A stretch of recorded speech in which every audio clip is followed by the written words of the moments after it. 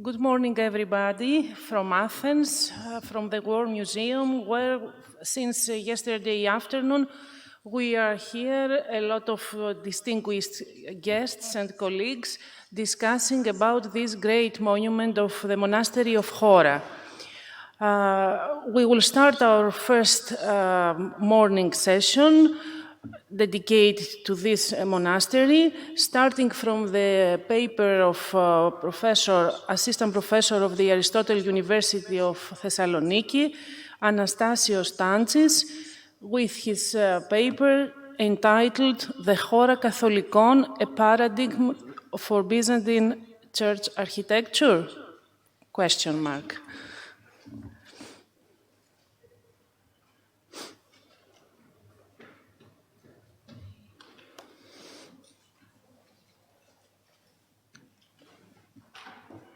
Thank you, Dr. KARAGIANNI. Good morning, everyone.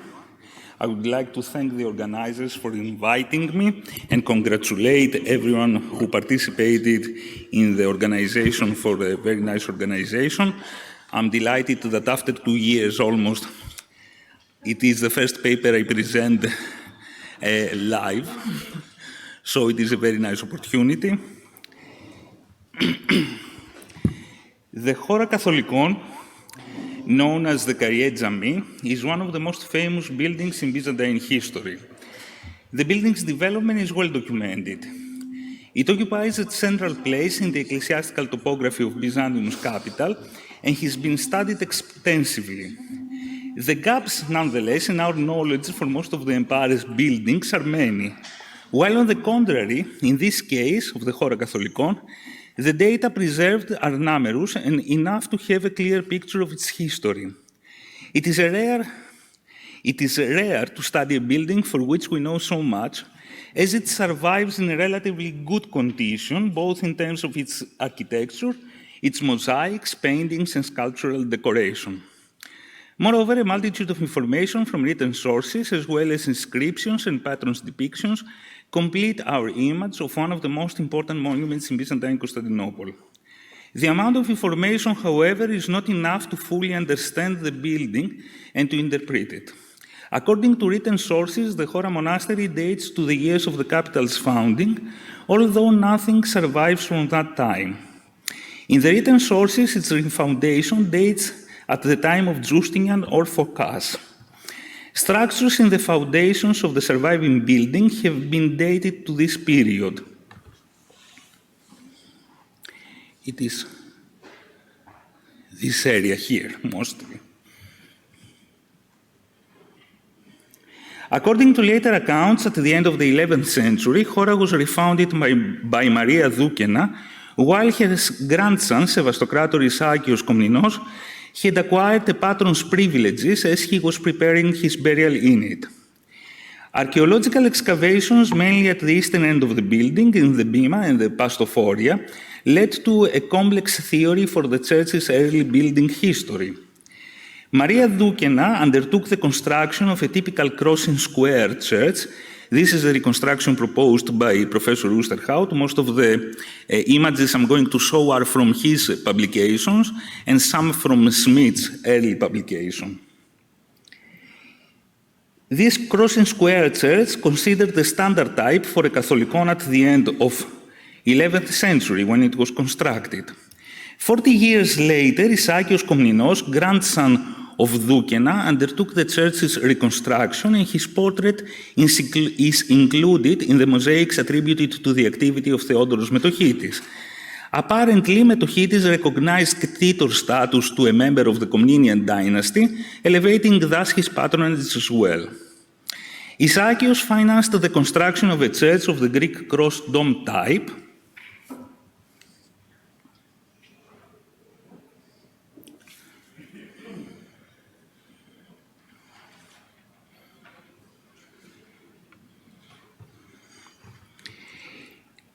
The intention attributed to Isakios' plan is a desire for monumentality and size, and perhaps a tendency to revive older architectural types before the establishment of the crossing square. Regardless of his intentions, this interpretation leaves some questions open. Isakios Katholikon seems to ignore the arrangement of the older church's tripartite bema, yet it is bound by the limits of its main core. The domed core's limits, however, were defined by the tripartite sanctuary that was ignored. It is a very complex situation that was revealed during the excavation in the area of the bema. The resulting composition presents problems and ambiguities in terms of its details and how they function as a whole. It is still not clear what led to this change that appears as a reconstruction and while ignores a part of the old building, is limited for another part by it and incorporates a large aspect of it.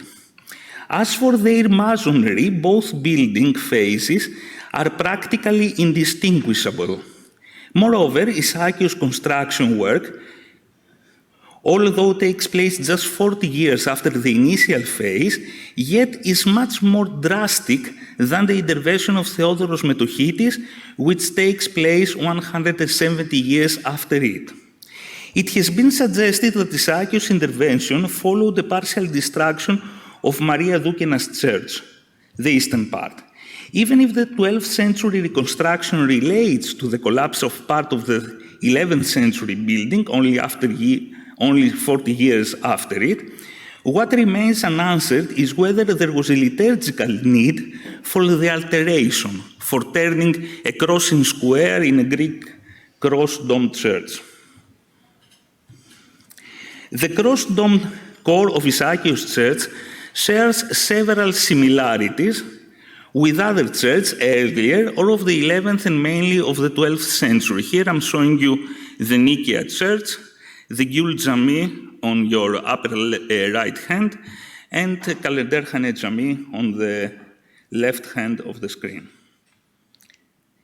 In them, however, the overall synthesis on the buildings that have been presented as parallels to Isakios' church, the overall synthesis of individual parts is closer to the standard liturgical layout of Middle Byzantine churches than in the Chora Katholikon. In most churches with a similar cross-domed core, there are additional spaces which are structured as in typical Middle Byzantine churches, regardless of their core typology. These include the arrangement of aisles around the domed core. The pastophoria connect with both the bema and the domed core, and the layout is in 3 or 5 parts from the narthex to the sanctuary. In the Chora Katholikon, on the other hand, the original shape of the bema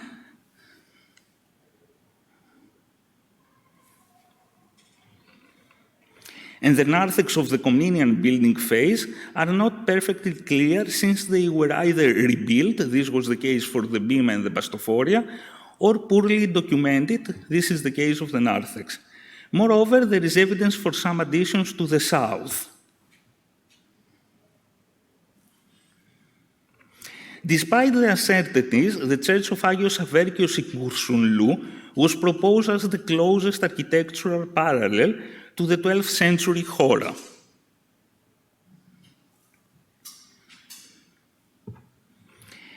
Together with a series of other churches with a similar cross-domed shape. Among them, only the Church of Agios Averkios has a similar relation between bema and pastophoria. These are accessed through the bema while they are cut off from the domed naos. The layout is quite rare, especially in the large churches of Constantinople. Obviously, this feature is special and reflects a limited integration of these spaces and a less standard function. The use and importance of pastophoria and bema side chambers in Middle Byzantine church architecture is an issue not fully understood. In most buildings of medium and large size, the relationship between naos and pastophoria differs from the proposed for the Chora Katholikon in its 12th century form. Obviously, this layout would have an impact on their implementation and their function. Nevertheless, it is the Katholikon of an important monastery in the capital. We expect it to be more typical. Prior to Metochitis' renovation, there is information that patriarchs with a large entourage settled in it. Therefore, for the building's function, the most important change from the 11th to the 12th century building phase is the change in size and the formation of the cross-domed naos cut off from its pastophoria. In the Church of St. Nicholas in Koursoumilya, on the other hand, the cross-dome core is combined with a three-parted sanctuary, typical of the crossing square type.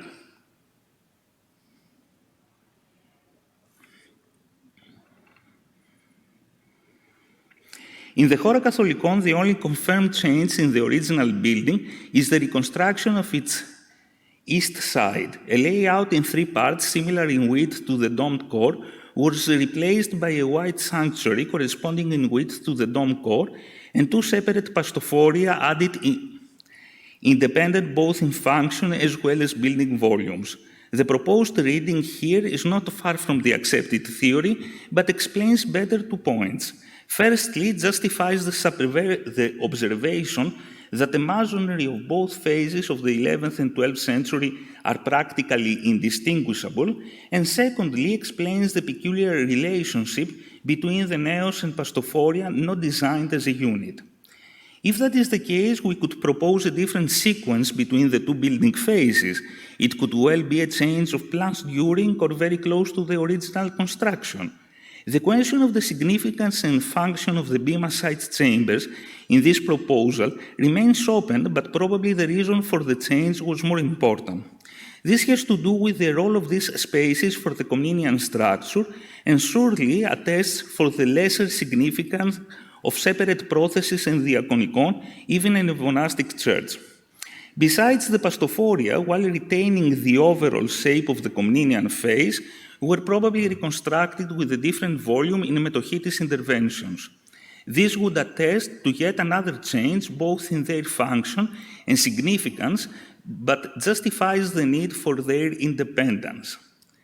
In the transition from the Komnenian period to the 14th century building, scholars identified a unified construction with a new layout applied in one phase, building phase. The new synthesis, while retaining certain important elements of the old building, significantly increased the complexity and created more questions.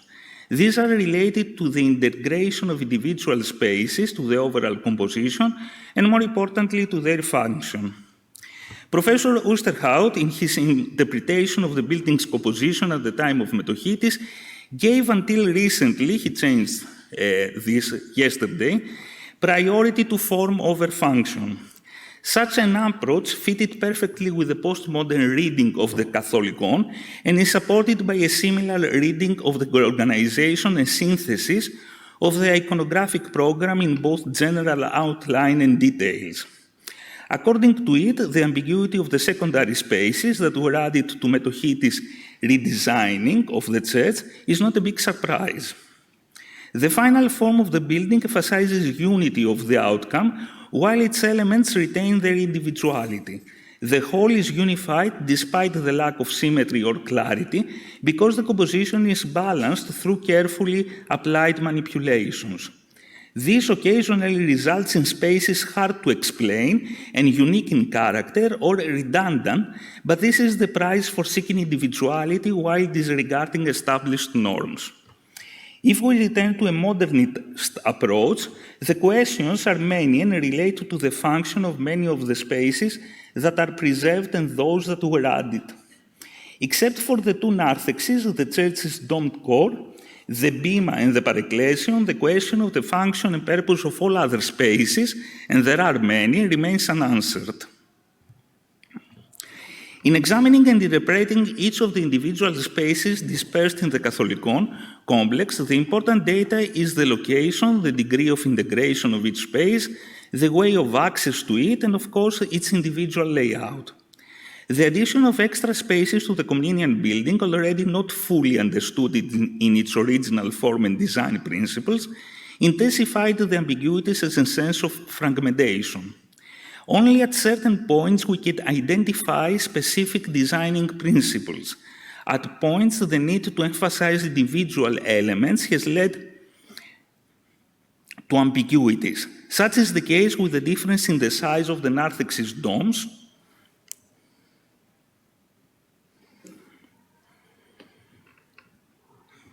Accordingly, though, we may propose a similar view for the difference in the domes of the pastophoria.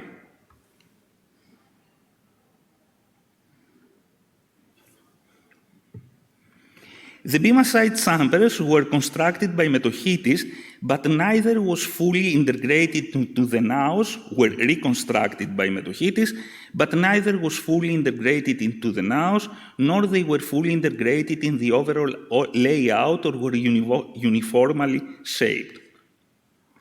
The floor in this phase is 20 centimeters lower for the north unit than the bema floor, while for the south one, 27 centimeters lower. This can be seen here in the section.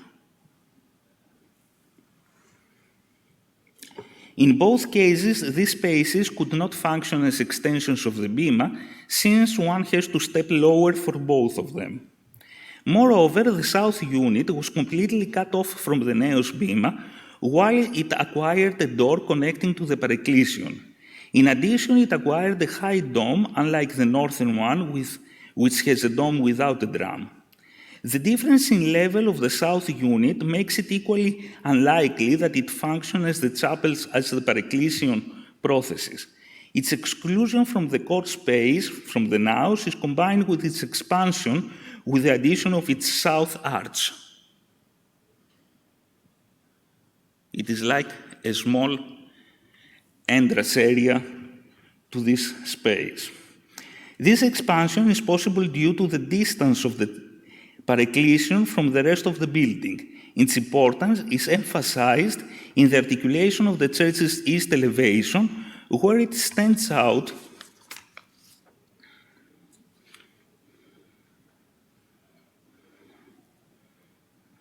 due to its tall dome. This enhances its independence and importance. It could very well be a prominent burial site or the room to hold a special relic. This is an idea that I have discussed with my colleague Professor Semoğlu, and we have a lot to say about also the iconographic program, but this is a different study altogether.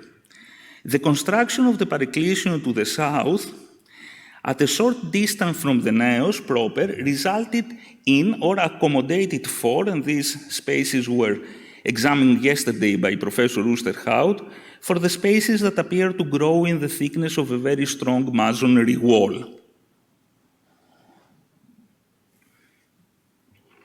These spaces in the thickness of the wall between the main church and the Parecclesion have been examined and analyzed, but due to lack of sufficient evidence, have remained unidentified. Several different uses have been proposed, or even none at all. What complicates matters is that they appear as gaps that arose by mistake in a building whose design elsewhere seems to obey a very tightly organized program. These spaces, despite their irregular shape and connection either to the main church or to the Parecclesion, nevertheless have marble door frames while there is hardly any light in them. This is a door frame, this is another one. This is the 1, 10, and 11, the ones we see.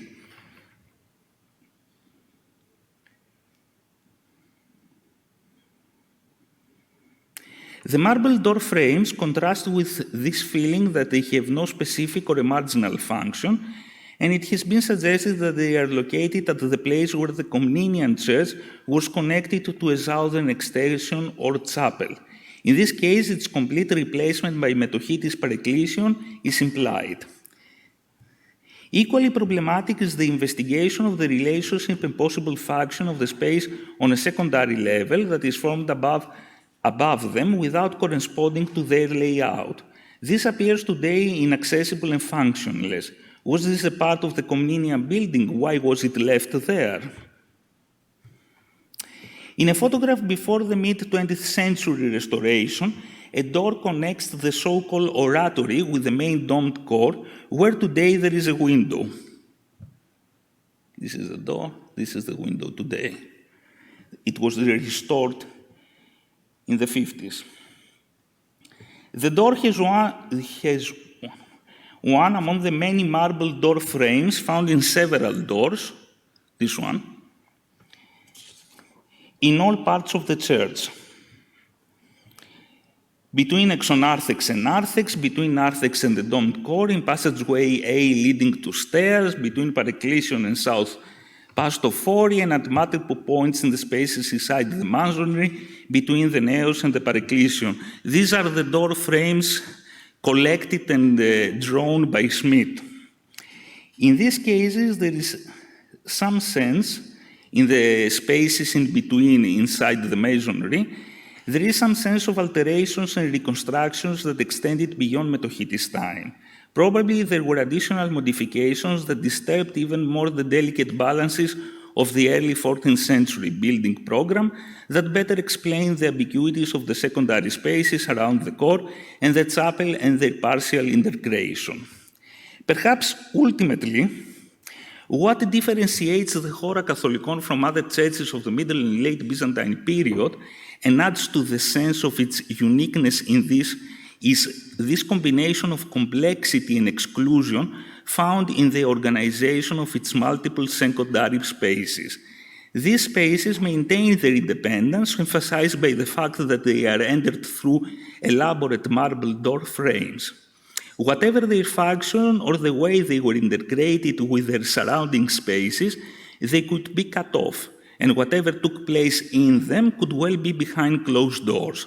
It is probably this feeling of secrecy that connects the building with the atmosphere of the medievalist novel, The Name of the Rose, by Umberto Eco.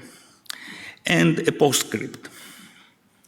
Little has been commented on the question of the formation of a possible chancel screen or templon or iconostasis, whatever its name, either in the Comnenian Church or its Metochitis version or even later. The evidence found during the excavation and investigation of the building is relatively sparse. A stone fragment identified as part of a marble templon foundation and some indication of possible notches of vertical elements in the walls in the bema sides. The information for these were given orally. I do not dispute them. I just want to emphasize the possibility that there is a more complex story in the case of a screen between the sanctuary and the church's core. Besides, the proscenitaria with the ornate marble frames are placed at a distance from the line of the possible screen. Here would have been the screen, and here are the proscenitaria. This is another indication for the functional uniqueness of the building, even in its crossed dome core, where in theory is closer to the accepted standards.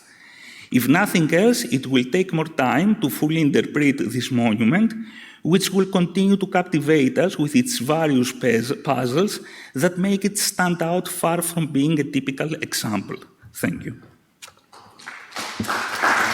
Thank you very much, Professor TANTSIS, for reminding us the importance of the architectural aspect of this great monument. Usually when we talk about Chora, we have in our mind all these exquisite mosaics and frescoes, but let's again rethink about the importance of the architecture as well. Thank you very much. Now it is my pleasure to move on with the second paper of this symposium, which is going to be held by Professor Robert Nelson. He is a professor of the history of art in the Department of History of Art in Yale University. Professor Yale is now in the States, so we will have him connected via our electronic ways. So, please. Thank you very much. Good morning from Athens. Good morning to you in the middle of the night here in New Haven. Let me share my screen. Mm-hmm.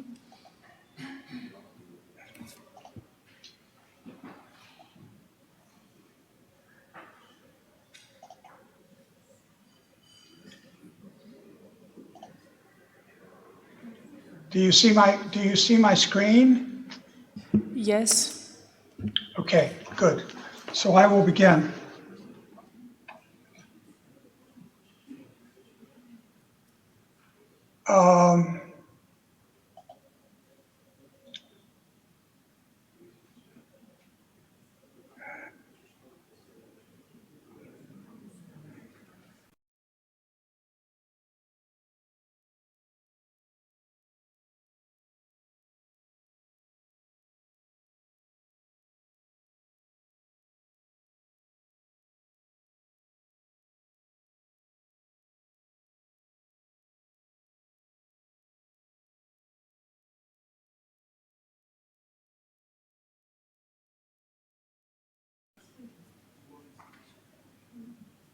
Okay, I'll start again.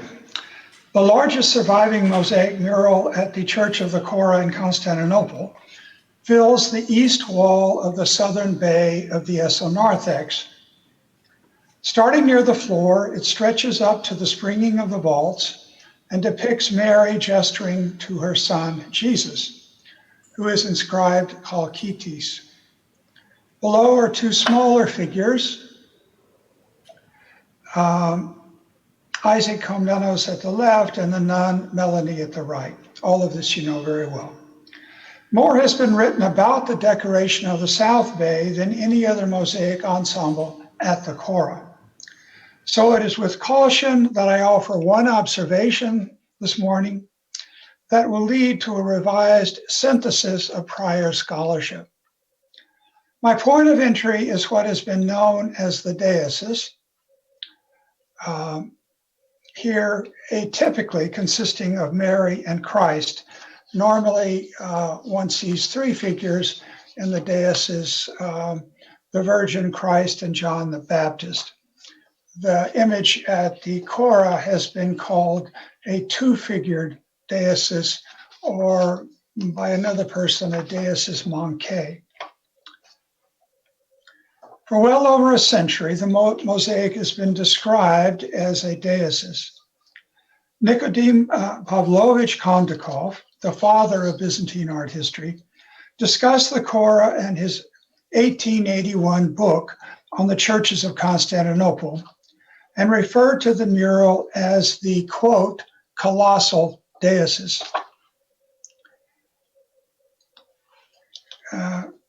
With reference to Kondakov, Fedor Ivanovich Schmidt, whom we just heard about, of the Russian Archaeological Institute in Constantinople, used the same word for the mural in his major study of the Chora from 1906. Decades later, in 1955, Paul Underwood published an article about what he also called the Deesis of the Chora in the Feshra for Albert Matthias Friend Jr. Subsequently, Underwood continued to describe the South Bay mural as a Deesis in his canonical publication on the Chora, the 4 volumes that were published from 1966 to 75. All later commentators have repeated this name. Even though the name of the Deesis is now traditional, I will contend it is misnamed. Hence my subtitle, the so-called Deesis of the Chora. I suggest that the general agreement of the mosaic as a Deesis has blocked other ways of interpreting the composition, and moreover, that the term itself is problematic. I'm not alone in casting doubt on the mosaic. Cyril Mango discussed it in his book, The Brazen House. Mango begins by putting the word Deesis in quotes and later writes the following. To call it a Deesis is more in conformity with Byzantine than with modern terminology, since it actually belongs to the KAILLET class. Like the KAILLET mosaic of the Martirana or the founder's portrait at Malasheva, it represents the Virgin Mary interceding before Christ on behalf of the Katitor, or rather in this case, a benefactor of the church. Mango was right to question the word Deesis, but wrong about what is Byzantine and what is modern.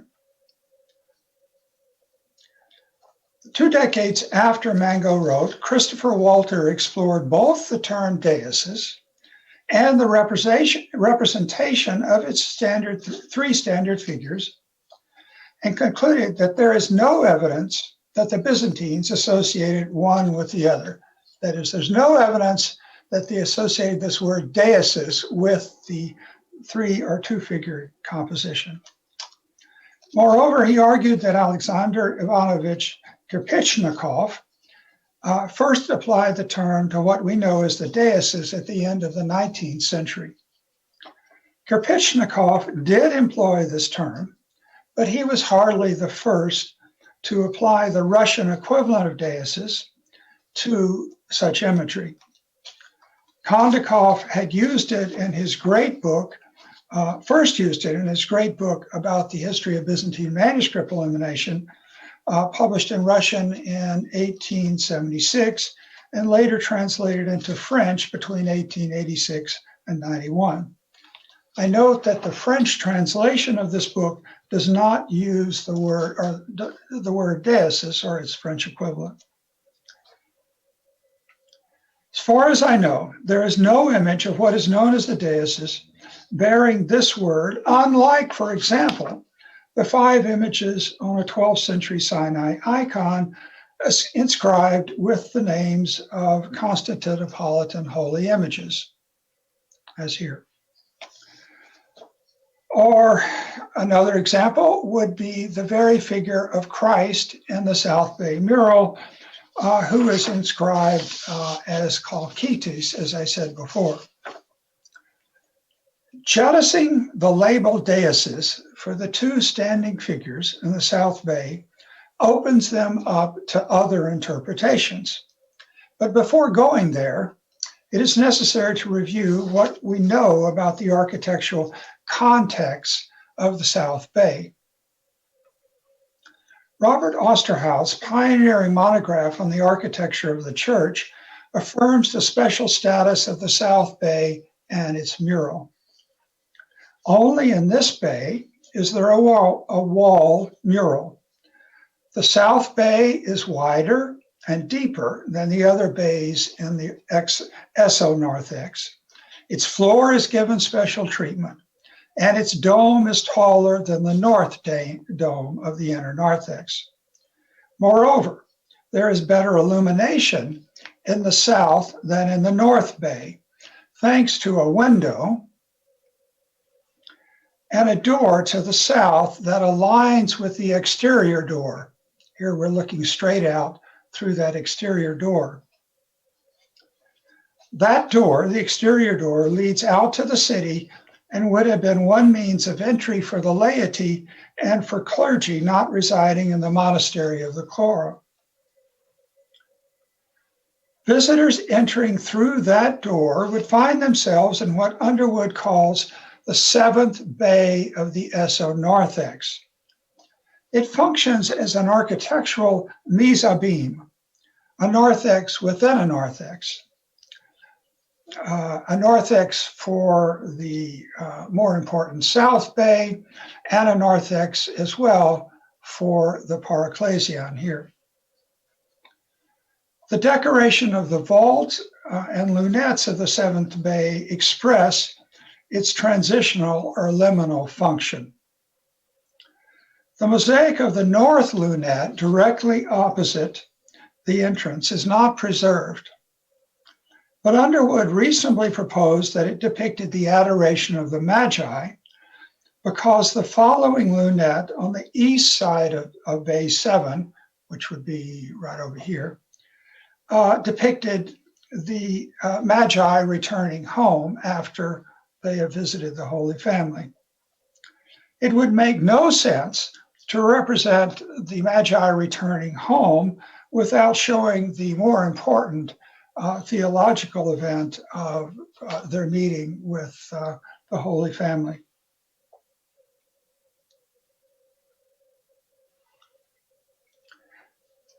If so, the representation of gift giving to Mary and her son presides over the pilgrim's entry into the South Bay.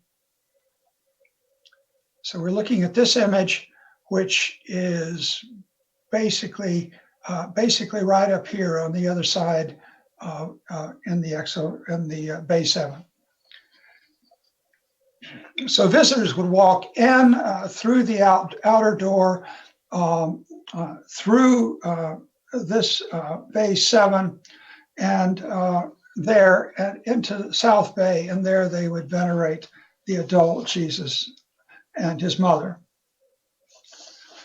The missing adoration of the Magi also expresses the not so subtle message that visitors should follow the example of the Magi and contribute to the monastery. A similar function can be proposed for the mosaic in the southwest vestibule of Hagia Sophia, which was also a liminal zone. And I remind you, although I do not show you at this moment, that the north lunette of the southwest vestibule, that is the lunette over the door that leads into the inner narthex, showed the emperors Constantine and Justinian making offerings to the Virgin and Child. The enhancement and distinction of the South Bay resembles similar isolated spaces in ancillary zones of late Byzantine churches. According to the accounts of Russian pilgrims that George Majeska studied, the aisles and inner narthex of Hagia Sophia had icons and shrines, thus subdividing those areas into smaller, more focused devotional spaces. In churches elsewhere, the placement of relics and icons in ancillary zones created similar spaces for devotion, as seen in sections of the nartheses and ambulatories of the churches of the Holy Apostles in Thessaloniki and Decini in Kosovo. Finally, Slobodan churches described the funerary functions of twin dome nartheses, like the one we have at the what we have at the Chora, and he described the funerary function of those spaces. Thus, the isolation and distinction of the South Bay of the Chora, esonarthex, belongs to a larger trend of the period. In addition to commemorating prior patrons of the Chora, Rositza Schroeder has successfully argued that the South Bay was a place of, quote, prayer and penance, a formulation that may owe something to the translation of Deesis as prayer. She stressed, as I have, the distinctive features of the South Bay, although she did not include in her discussion Bay 7 of the esonarthex. She noted that the scenes in the pendentives and adjacent vaults emphasized the healing powers of Christ. Schroeder's interpretation of the South Bay has much to recommend it. At this point, it's appropriate to introduce another important contribution to the history of later Byzantine icons and murals, the paper by Sofia Kalapisi-Verti about devotional images on templa and templa proscenitaria and proscenitaria in nartheses. In her paper, she takes up the widespread theme of Mary at the left, gesturing to Christ at the right, or also sometimes presenting a petition to him for the forgiveness of the sins of mortals. In all the extensive literature about the South Bay mural, its representation of the Virgin has been curiously ignored, presumably because she was regarded as so common to be banal. That is, it was ignored because once you called it a Deesis, you have said everything that you need to say about the image of Mary here. Yet, like the Christ Chalkitis, the image of Mary shown at the Chora is also a venerated icon type, one even more popular than the Chalkitis. In earlier centuries, this Mary is known as the Hagirosoritissa, as on the Sinai icon, in reference to the relic of her girdle at the church of Chalkopratia near Hagia Sophia. That version is shown on this icon, as I said. Later, this type would be described as the Parecclesion. If the South Bay mural must be named, it should be known as the Virgin Parecclesion and the Christ Chalkitis, not the Deesis. But in fact, after 100 years of scholarship, I don't think we can do much better than the title that Schmidt gave it in Russian in his 1906 publication. There, translating the Old Russian spelling here, it says the supplication or intercession of the Mother of God. Supplication or intercession is also the meaning that the patron, Theodore Metochites, gave to images at the Chora of Christ and the Mother of God, who he described as, quote, standing nearby imploring her son, unquote. The Greek word used is leteusis. Seeing Christ and the Virgin brought Metochites tranquility from the misfortunes of his life. For art historians, Metochites is frustratingly vague about which images he saw in the church. But there's a reasonable possibility or probability that here he is referring to the South Bay mural, because he describes in his second poem images that he saw upon or after entering the church. Now, if we assume that he did not consider the present esonarthex, what was then an exterior portico, to be part of the church proper, then what he described was images that he saw upon entering today's esonarthex or inner narthex. For the image of Christ, he might have intended the enthroned figure of the central lunette to whom Metochites presents the model of his church, because the Virgin of the South Bay mural is nearby. But of course, that Mary, that Virgin, is even nearer to her colossal partner in the South Bay mural. Thus, it is more likely that Metochites wrote about the South Bay mural as representing the entreaty or supplication of the Virgin.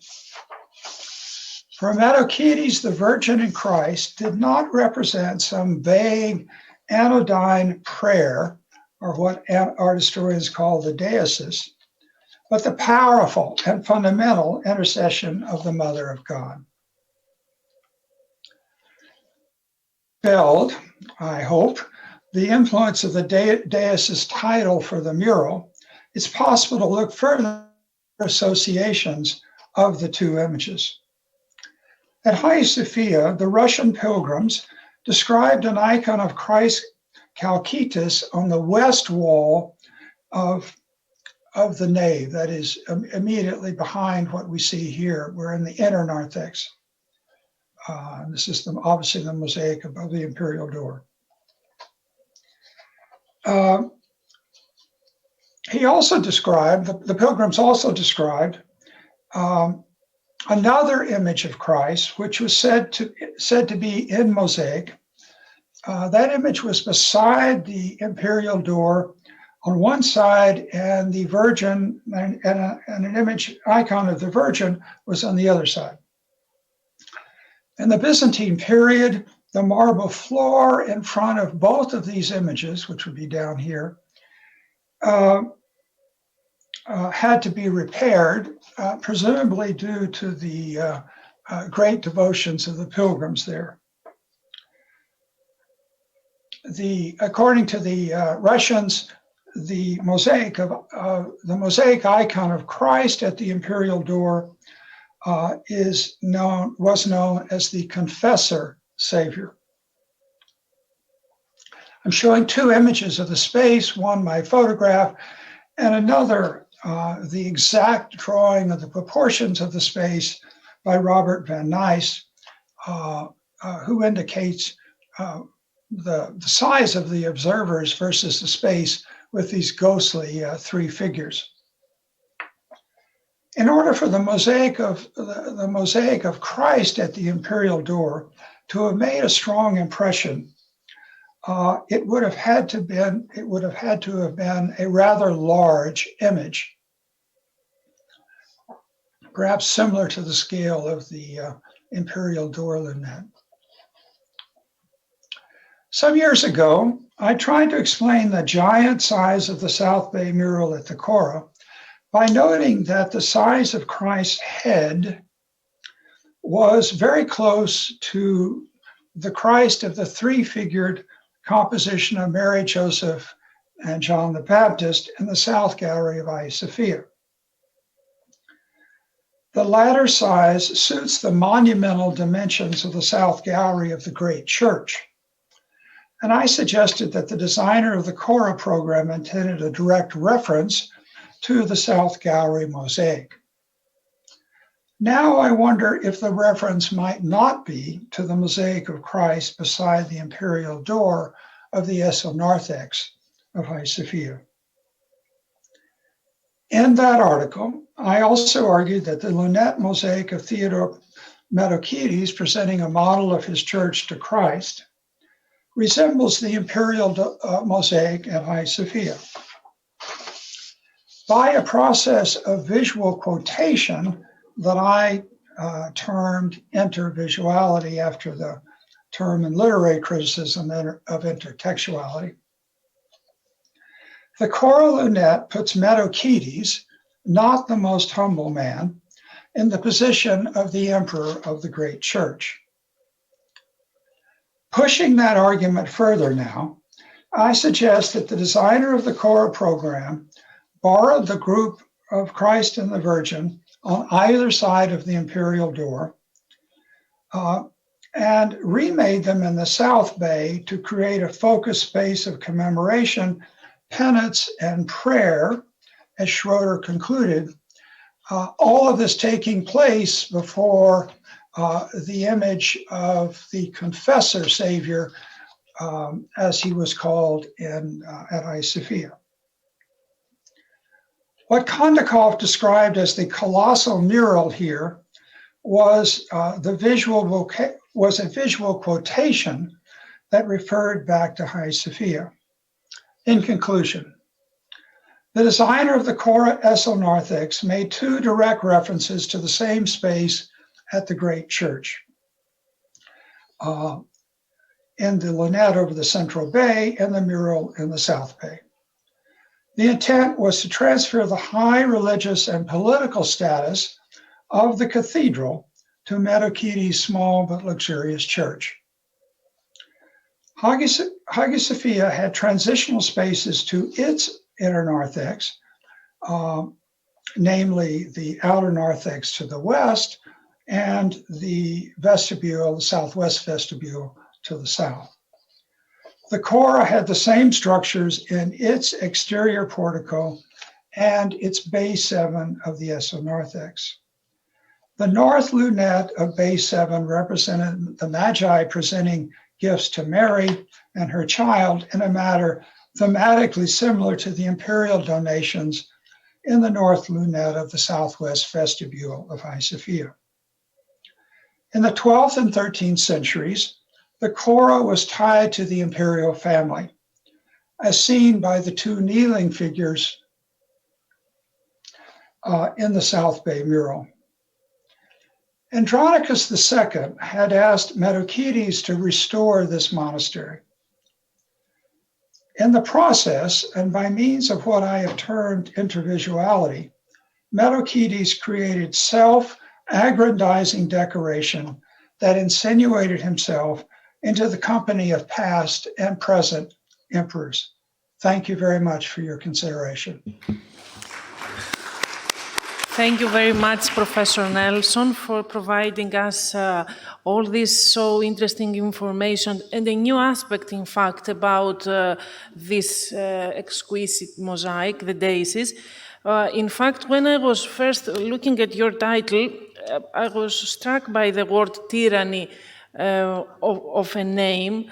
Now I am sure that as we are discussing this monument, we can really understand and rethink about the names given, both the ones that are in the inscriptions as well as those who are related to our interpretations. So thank you very much. Our third speaker today is Professor ENGIN AKYÜREK, who is a professor of archaeology in the Department of Archaeology and History of Art in Koç University. Professor AKYÜREK, the floor is yours.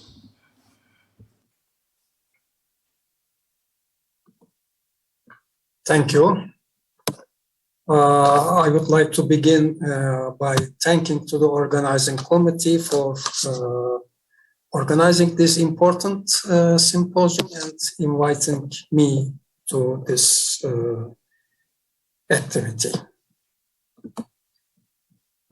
Chora Church is a monument which has been studied for decades and has a huge scholarly bibliography on the monument. And my presentation today will be on the Old Testament cycle of the Parecclesion. Well, despite political and military and economic difficulties, Emperor Andronikos II was an enthusiastic patron of the culture and arts, and his time witnessed the revival of Byzantine intellectualism and arts, interest in ancient literature and arts, in sciences of that age, in nature, can be compared to the Italian Renaissance. Metohites, the great logotete of the empire, rebuilt Chora Monastery in that cultural climate. Metohites was an intellectual of his time. He was interested in ancient philosophy and literature, astrology, and other sciences. He himself wrote poems, commentaries on ancient philosophers, a book on astrology, and many other essays. He was not an ordinary man. He had a very peculiar style in his writings.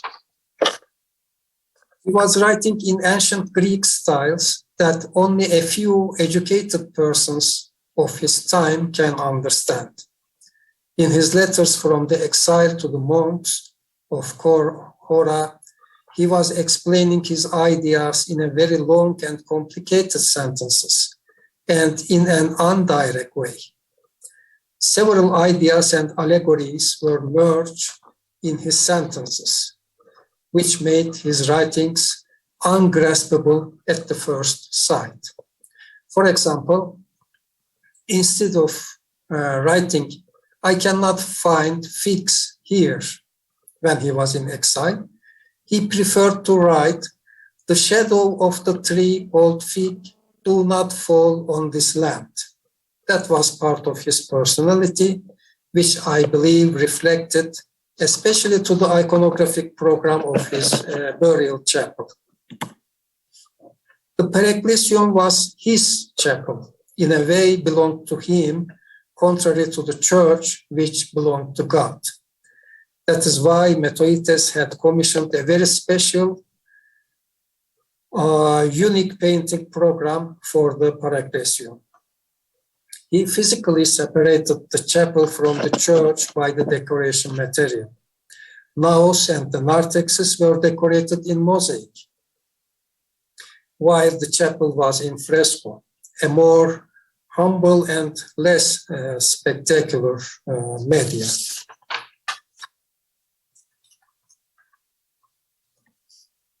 Having 4 tomb arcosolia sent in the lateral walls, the Parecclesion was designed and decorated as a burial chapel from the very beginning. Highly sophisticated iconographic program of the chapel is mainly about the resurrection and salvation. That was reflected most significantly on the east end of the chapel.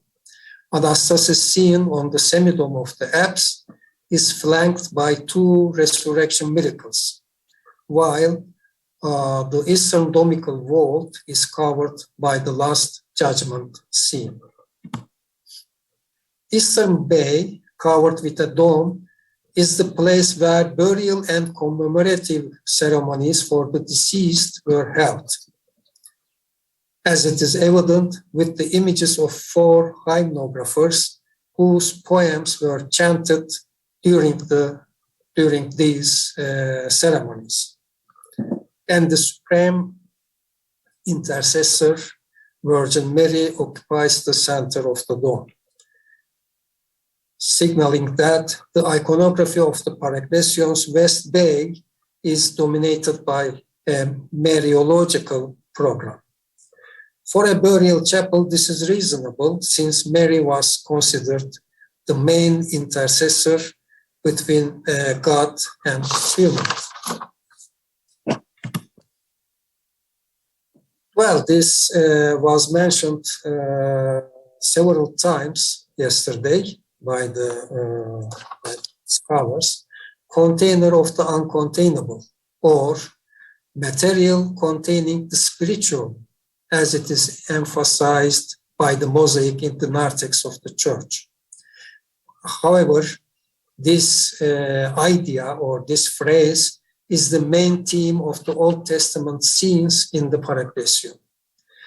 The scenes were chosen to stress Virgin's role in the incarnation of God, that is to say, worldly or the material bringing the spiritual, or container of the uncontainable. The cycle, Old Testament cycle on the upper walls of the east bay of the Parecclesion can be read in 3 levels. The first, or literal level, reports the Old Testament narrative as it is in the Bible. The second, or we can call it as attached meaning, is an implicit reference to the role of the Virgin as the worldly instrument of the incarnation, or the container of the uncontainable. And the third level is the liturgical level of meaning. That is, every scene in the cycle is from the passages of the Bible that were read during the certain Marian feasts. However, incorporating the Akatistos hymn into this cycle, Metohites demands salvation from the Virgin, not only for his soul, but also for his city, Constantinople. For Akatistos is an important liturgical text read in certain feasts of Virgin, as well as read to celebrate the liberation of Constantinople from enemy attacks. Chanting Akatistos hymn was also a part of the liturgy held in the Parecclesion, as is on the scroll of Saint Joseph the poet depicted on the southeast pendentif. Jacob's letter from the book of Genesis is the first scene of this cycle. I quote, "And Jacob took one of the stones of the place and put it at his head and lay down to sleep in that place, and dreamed. And behold, a ladder fixed on the earth whose top reached to heaven. And the angels of God ascended and descended on. On the fresco, Virgin's portrait is over the ladder. The ladder is the prefiguration of Mary in the incarnation of God. Mary is a material ladder bringing the immaterial or spiritual to this world. St. John of Damascus, in his homilies of Nativity, says that today the son of the carpenter prepared an animated ladder for himself, whose base is set upon the earth, but whose upper part the very heavens. Jacob saw its figure. God descended by it. The spiritual ladder, the Virgin, is firmly set upon the earth, for she is born of the earth." Related parts in the Bible were read in several feasts of Mary. Also, in the Akatistos hymn, where Mary is hailed as the heavenward ladder by which God came down, the earthly bridge carrying the earthborn unto heaven. Well, the second scene is Moses and the burning bush, which literally is narrated in Exodus. I quote, "Now Moses came to the mountain of God, even to Horeb, and the Lord appeared to him in a flame of fire out of the midst of the bush. And he saw that the bush was on fire and has not burned." Bush burning but not consuming is a prefiguration of Virgin Mary, that giving birth but not spoiled, a material that bring forth the words of God, the spiritual. Related parts were read in the Feast of the Annunciation, and in the Akatistos hymn, Virgin is hailed as bush unburned. The first stanza is, "The angel of the Lord appeared to him in a flame of fire out of the midst of a bush."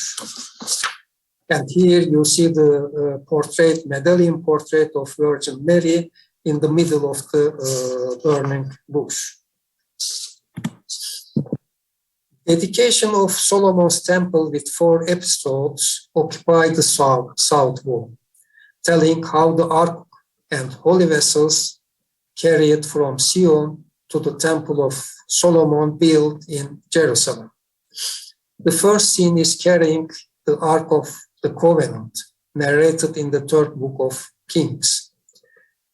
And it came to pass when Solomon had built the house of the Lord. Then he assembled the elders of Israel in Sion, that they might bring up the Ark of the Covenant of the Lord out of the city of David, which is Sion. And the priests took up the Ark of the Covenant of the Lord and the tabernacle of testimony. The ark made by Moses in accordance with the instructions of God to contain the tablets given to Moses had been transferred to Solomon's temple. The material ark of the covenant, which was made of the gilded wood, but embodying the word of God in itself, was considered as one of the most popular prefigurations of the Virgin. In this painting, Virgin's medallion portrait is in front of the ark. In the feast of the presentation to the temple, Mary is hailed in the great Vespers as the living ark that contained the word. Proclus, the patriarch in the 5th century, in his sermons say, "She herself is the ark, gilded inside and out, sanctified in body and spirit, in which is kept the gold sacrifice," that is Christ. In the Akatistos hymn, Mary is hailed as ark gilded by the Spirit. Menorah, the candlestick, and manna stamnos are other holy vessels of the tabernacle, being carried to Solomon's temple. In the 3rd book of the King, it is like this, and all the holy vessels that were in the tabernacle of testimony are being carried by priests. Candlestick, which is made of beaten work of the finest gold, as it is defined in Exodus, and the stamnos, which contains the manna, the spiritual food, which was miraculously provided to the Israel during their flight from Egypt, were interpreted as the prefigurations of Mary. Candlestick bringing light to this world, the golden stamnos containing the spiritual food. On the frescoes here, it is not legible, but both vessels have the portrait of Virgin on. In the Feast of the Annunciation in Matins, Gabriel calls the Virgin as "You candlestick of the light." And in the Great Vespers, read in the Feast of the Annunciation, Mary hailed as "You divine jar of manna." In the 17th stanza of Akatistos hymn, Mary is hailed as a lamp of the living light shining upon those in darkness. And in the 11th stanza, she is unfailing manna food, from whom flow milk and honey. Solomon and all Israel before the temple is from the 3rd book of Kings. And the kings and all Israel were assembled before the ark. Solomon is usually identified with wisdom and prefigures the wisdom brought by Virgin Mary. Stanza 17 of Akathistos hymn hails Mary as the casket of God's wisdom and followed as the confounder of the wisdom of wise. The position of the ark to the temple in the Holy of Holies literally is told in the 3rd book of Kings. And the priests brought in the ark of the covenant into its place, into the oracle of the house, even to the Holy of Holies, under the wings of cherubim. Mary is considered as the living temple of God. The ark's deposition into the temple is the prefiguration of Virgin's presentation to the temple. It is read in the feast of the presentation of Mary to the temple. And in the 23rd stanza of the Akathistos hymn, Mary is hailed as the living temple, tabernacle of God and the world. Archangel destroying Assyrians from army before Jerusalem is in Isaiah. He, the king of the Assyrians, shall not come into this city, nor shoot an arrow into it. I will protect this city and will save it for my sake. Virgin's portrait on the lunette of the gate signifies that the inviolate Holy Sion is a type of the Virgin.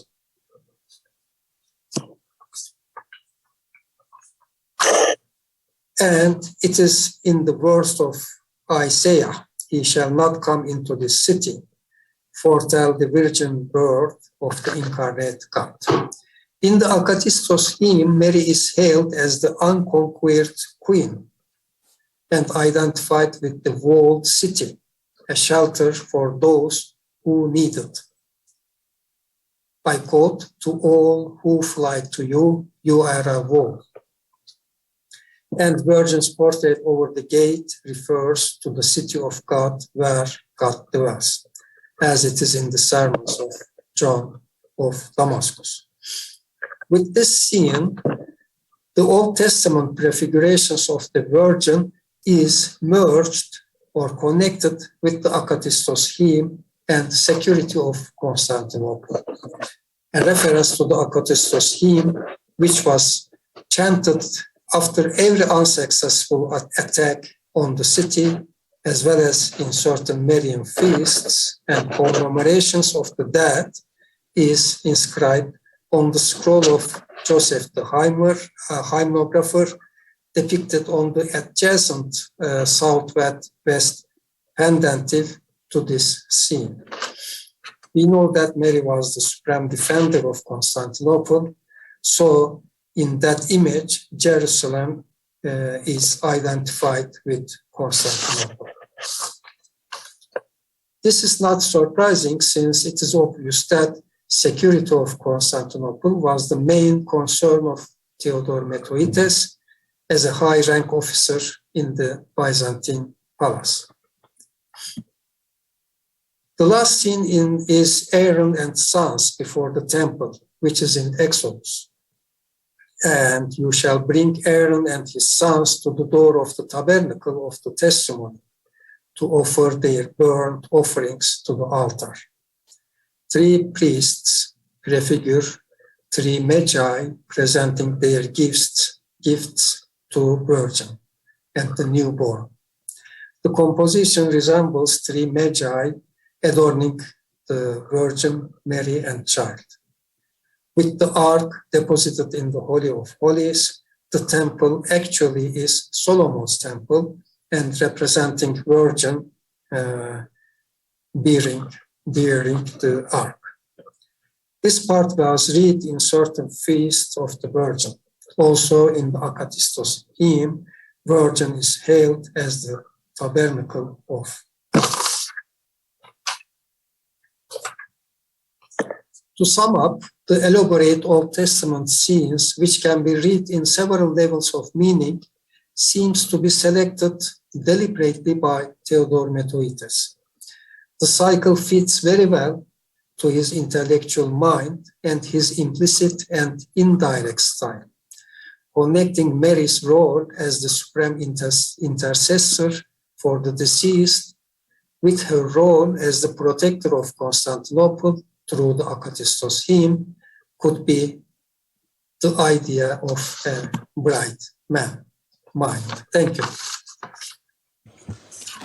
Thank you very much, Professor AKYÜREK, for providing us all these interesting interpretations and reminding us that none of these scenes that are included in this exquisite iconographical program of the Parecclesion were there by accident. They were selected since they had under them a very, very specific ideology. Thank you very much. Now we will proceed with the last paper of our first session of this morning, which is going to be delivered by Professor JEAN-PIERRE Caillet, who is Emeritus Professor of Medieval Art History in the Department of History of Art in Nanterre University of Paris. Please, Professor. He is going to deliver us his paper on new proposals about Peter and Paul in the iconographical program of the Chora Monastery, religious and eventually politic implications. Thank you.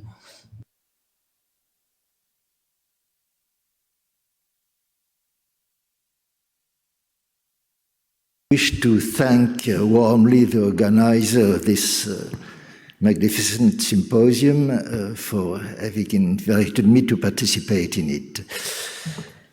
Now, just about to enter the nave of the Chora Church, the eye is, of course, immediately captured by the representation of Theodoros Metoites kneeling before Christ above the actual doorways. But the standing figures of Peter and Paul, who flank the same doorway and also face the visitor, don't fail to impress either. Both this privileged position and the easy visual association with the image of the donor dedicating the church to the Savior himself lead to admit that the presence of the two so-called princes of the apostles here has been endowed with a particular and strong signification. Precisely, my purpose is to enlighten the point, or at least to put forward some credible proposition in this way. For that, I'll firstly turn back toward the most significant previous attestations of more or less comparable valorizations of Peter and Paul in Byzantine church programs, and toward the explanations up to now provided for such an iconographic option. Then I'll focalize my attention on the context of this lavish renovation of the Chora Church, this in order to determine if we simply have to deal with the continuation of a not especially frequent but nevertheless truly ancient use, or if more recent religious and eventually politic orientations may have introduced different meaning in the subject. I begin with the example of the Katholikon of Osius Lucas, whose mosaics and of the main level, as well as the wall painting in the crypt, have been assigned to the second quarter or around the middle of the 11th century. As to the mosaic, Peter and Paul appear standing at the soffit of the two inner longitudinal arches, articulating the groin vaults of the narthex. but it must immediately be added that they are not better treated than Mark, Andrew, James, and John the Evangelists, who figure identically on these same inner arches, and no more better treated than the 8 other apostles who figure on the 2 outer arches. And the case is not substantially different in the paintings of crypt, where Peter and Paul, as bust framed in medallions here, share the 10 groined vaults with 40 other saints in exactly the same presentation. Yet, following Nano Hatzidakis' remarks, it should be admitted that a distinction has been observed. In the narthex, the presence of all the members of the Apostolic College is certainly intended to underlie their participation to the so-called Greek Deesis, whose protagonists are displayed in the adjacent groin vault, Mary and John the Baptist, and in the tympanum above the main entrance, the Pantocrator. Then, in the crypt, the 12 apostles benefit of the location of the 3 axial groin vaults. But it remains, and I insist on this aspect, that the figures of Peter and Paul as individuals among Christ's disciples are not at all particularly enhanced. However, and seeking back some decades earlier, it's also possible to evoke the case of Direkli Kilise at Belisarma in Cappadocia.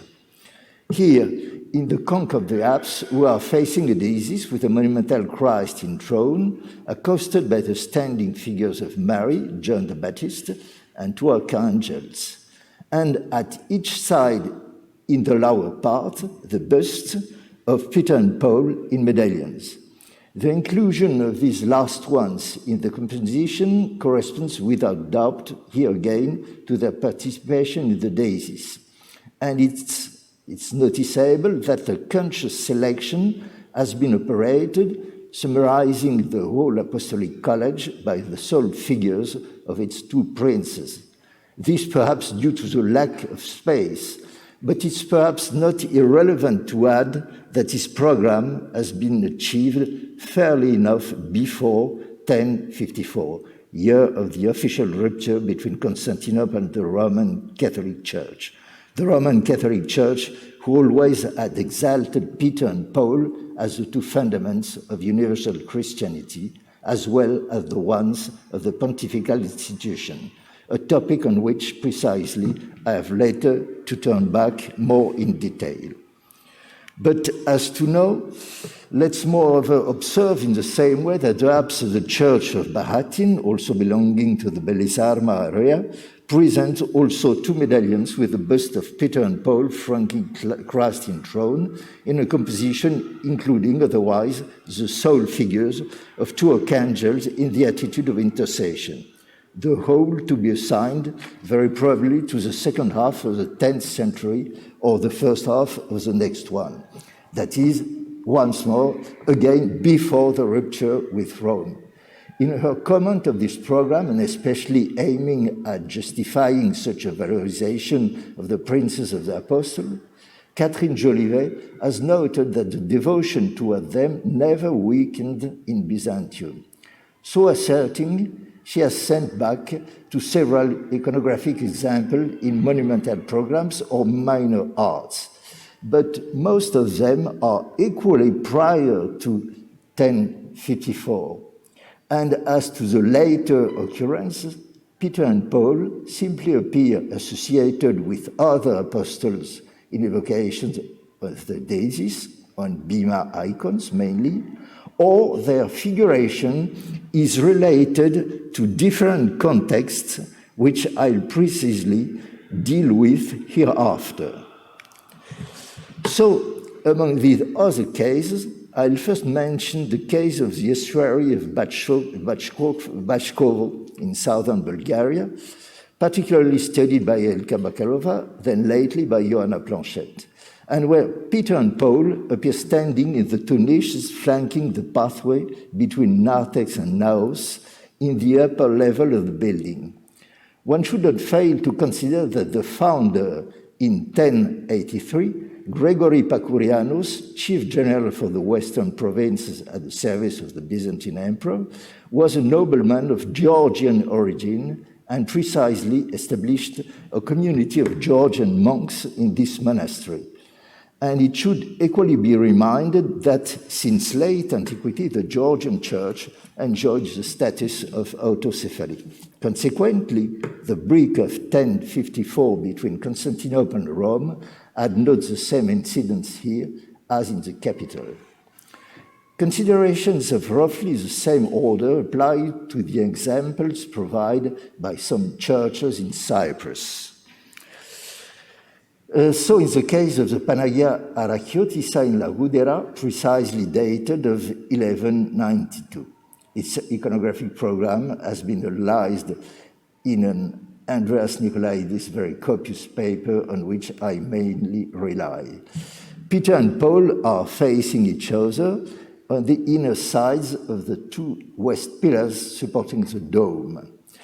And it appears evident enough that in correspondence with the figure of the east pillars and of the adjoining partition walls, that is mainly Christ, Antiphonitis, Virgin Eleusa, and John the Baptist, they participate to an evocation of the great Deesis. But also must be taken in account the general context of Byzantium and of the Cypriot milieu in these years. That is, after Isaac Komnenos' usurpation in 1185, the conquest of the island by the Latin Richard Lionheart in 1191. In very probable reaction, as noted by Nicolaidis, the program of the apse of the Arachiotissa, which gather the figures of local bishops, aims to underline the autocephaly of the Cypriot Church, and also, no less primordial, its genuine apostolicity, the presence of Peter and Paul playing then an essential role for illustrating this last concept. As to the early apostle church in Perachorio now, it's very possible that its program participates to the same trend. Here, Peter and Paul are exceptionally enhanced by their standing position in the conch of the apse, sole figures flanking Virgin Blachernitissa. The date of this program is not absolutely secure. For stylistic reasons, Migo and Hawkins opted for the decades between circa 1160 and circa 1180. Nicolaidis preferring then a contraction around 1180. But whatever, when it exactly happened, it was striking enough in coincidence with the moment of the redaction of a Synodicon, which precisely insisted on the autocephaly of the Cypriot Church, and as rightly noted in Norbert Capuins, its apostolicity by intentional reference to Roman popes having organized the great canonic ecumenical councils. Before leaving Cyprus, it's also necessary to mention occurrences from the late 13th century, like those in Mutulas and Asinu. As to the first one, Dula Muriki didn't fail to note that besides the two princes of the apostles facing each other on the walls of the naos, Peter's head tonsured according to the frequent use in the Latin world, then some details in the clothing of certain figures, as well as the full-length representation of the donor in the sanctuary itself, clearly indicated a Western influence. And regarding Asinu, where Peter and Paul appear in similar situation and belong to the same phase as the paintings in the narthex, including two representations of donors, Sofia Kalopisi-Verti has emphasized that for these last ones, we have to deal, beside a Greek woman, with a group of three Latins, and for Mutulas as well as for Asinu, such interference of Western features not at all surprising in an island now under Lusignan's rule. Passing now from Cyprus to continental Greece, much attention has to be paid to some cases in Attic. First, the one of a church in Kalivia Kouvara, dedicated to Peter and Paul in 1231-32 by Ignatius, apparently abbot of this monastery, and following this dedicatory inscription, Bishop of Thermia and Chia, so suffragan of the bishopric of Athens, then depending upon the Latin Patriarchate of Constantinople. As pointed by Monika Erschbichler, the dedication to the two princes of the apostle in such a political context of Frankish lordship clearly denotes the allegiance to the Roman Church. The same author has mentioned, moreover, contemporary examples of a cave chapel in Penteli and of the St. George Church near Calamos, where the figure of Peter and Paul also appear exalted in the same intention. And she finally arrived to the cave of the Omorphi Ecclesia in Galatzi, near Athens, with a program plausibly assigned to the late 13th century.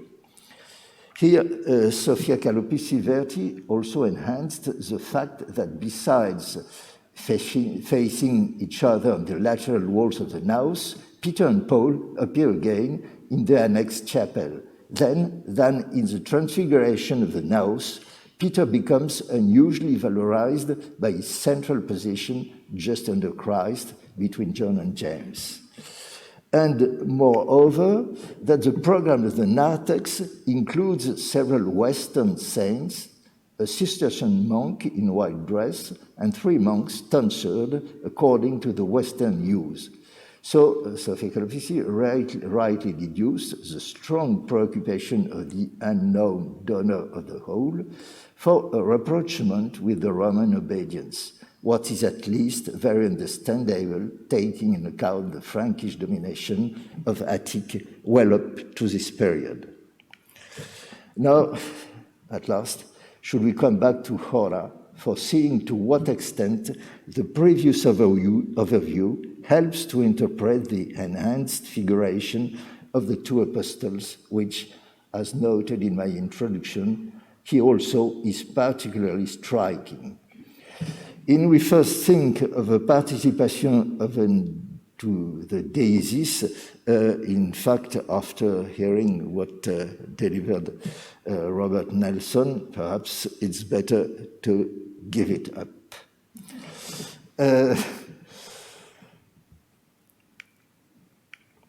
Secondly, the option of Peter and Paul might, in other respects, have been resolved for underlying the apostolicity of the Byzantine Church. As I said previously, it constituted apparently a way of revendication of true orthodoxy for the Cypriot autocephalic Church in the late 12th century. But for its part, Constantinople no less gave up claiming strict orthodoxy, and consequently, the reference to the princes of the apostles was there equally commendable, and it's precisely this acceptation that privileged Paul Underwood in his great monography of Chora. But even if this proposition is fully acceptable, I don't think that it suffices. In particular, the topic of the attitude toward the Latin world, and I mean the Latin states as well as the Roman Latin Church, this topic, which has appeared to become essential in the Attic example that I mentioned earlier, is here also susceptible of being invoked. This must be considered, of course, with regard to the personality and the religious option of the donor Theodoros Metochites, but no less with the ones of the Emperor Andronicus II, who has underlined in particular by Georg Shevchenko, himself engaged Metochites to undertake the restoration of the church. As to the position of these two individuals, their common opposition to the Latin obedience has often been stressed. So, for instance, recently enough, and especially concerning the intention in the program of Chora and Karahan, has declared that Andronikos, as well as Metochites, strong advocates of the Orthodox Church, had radically contrasted their respective own fathers' ideology in favor of the union with Rome. But the detailed presentation of Andronikos' policy previously delivered in a key study by Angeliki Laiou enlightens much more and decisively the true complexity of the situation. In fact, it clearly appears that if Andronikos has indeed abandoned the policy of his father Michael during the first period of his reign, his attitude evolved in another way after 1311, that is, after the complete failure of his projects for maintaining the position of the empire against the Turks in Asia Minor. And he realized then the necessity of renewing better relations with the Western powers. This up to the apex of really acting for the union with the Latin Church in the years 1324, 1327, a union which, as well known, failed to be achieved. But nevertheless, such a reversal of Andronikos' options cannot miss being taken in account in the present case. This, even if the date assigned to the beginning of the restoration of the Chora Church, so probably, according now to Kostis Smiris, between circa 1310 and circa 1315, it is not in contradiction with this proposition.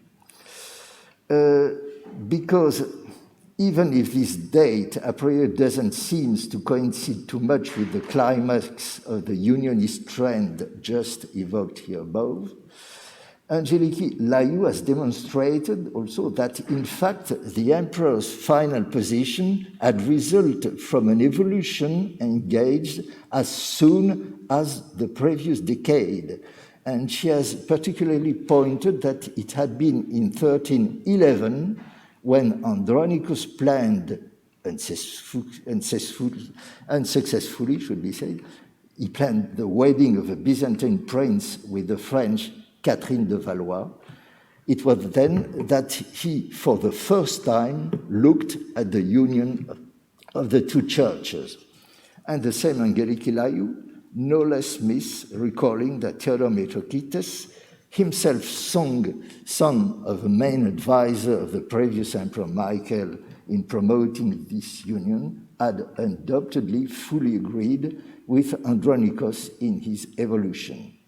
Then, with special respect to the figures of Peter and Paul, it must, on the other hand, be underlined that they had a particular strong resonance in the Roman Church at this very period. Of course, considered as the two princes of the apostles, having suffered martyrdom and received sepulture in Rome itself, they had always been exalted there since Paleo-Christian times. But this exaltation had become especially stressed anew in the late 13th century in relation with the pontificate of Nicholas III, who had largely succeeded in re-establishing the papal authority after a difficult period endured by the institution whose integrity had been threatened by Frederick Hohenstaufen.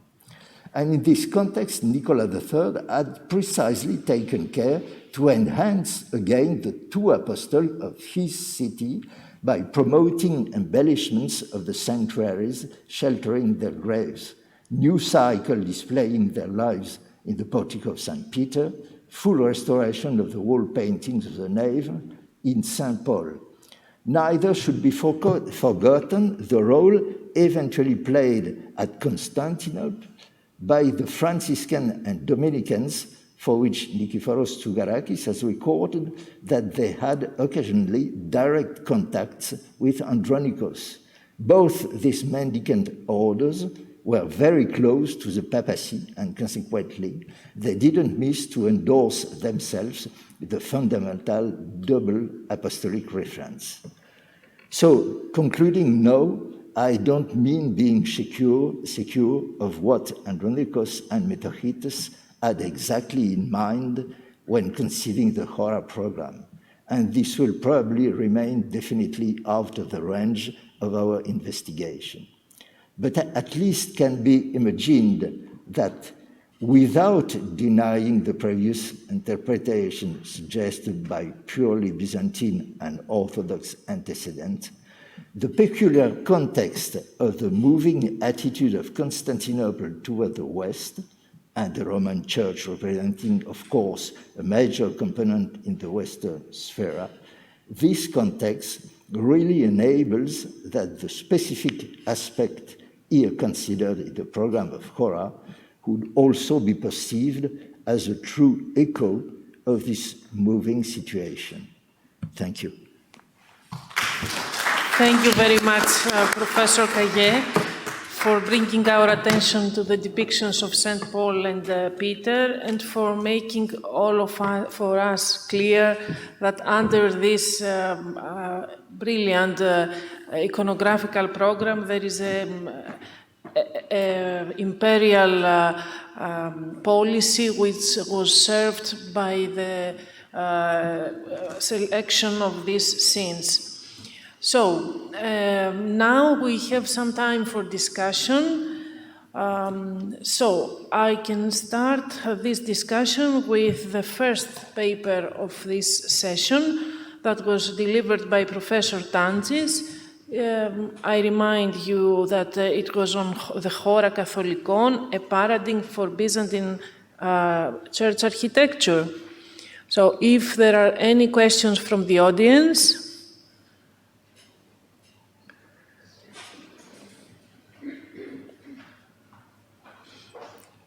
I don't see any questions. Well, there is a question, an extended question on chat, which I'm going to read you. It says, Goda Gediminskaite, excuse me for not providing well this name. Good morning, many thanks for a very interesting session. I am a PhD student from the University of San Marino, and I have a quick question to Professor AKYÜREK regarding the iconographical program on the Parecclesion of Chora Church. So, since I started reading it, so I will kindly ask Professor AKYÜREK to answer. The question is, why, in your opinion, there are so many references to the Akathistos hymn, but the pictorial cycle of the hymn itself was not depicted? At that time, the cycle must have been already created and circulated in Byzantium, as the earliest extant pictorial evidence of the Akathistos testifies to 1295 to 1296, the paintings of the Panagia Olympiotissa at Elasson in northern Thessaly. Thank you. So, Professor AKYÜREK, you are with us. Thank you for your question. The hymn of Akathistos is actually in time, it turns into the hymn of Virgin Mary. I mean, the hymn that hails Virgin Mary. And all the stanzas, the whole text is hailing Virgin Mary. So it is not possible directly to depict the hymn of Akathistos on the walls, because, for example, it is about the Virgin Mary who hailed as the candlestick who is bringing light. So when they depict a candlestick, it is from this stanza, but it is not directly the depiction of the hymn. And here the interesting thing is that Metochites reflects his way of thinking or his mind into this program.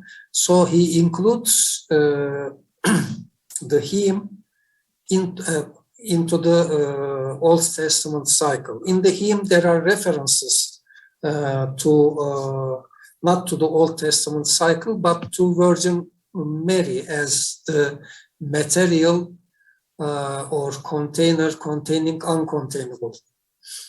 So that's what they did. I don't know if I am clear, but that's all I can say. Thank you very much, Professor AKYÜREK. So since we started the discussion about Professor AKYÜREK, if there is any comment or question on his paper, I see Professor Semoglu. He wants to ask you something. Maybe you should take a phone, the microphone.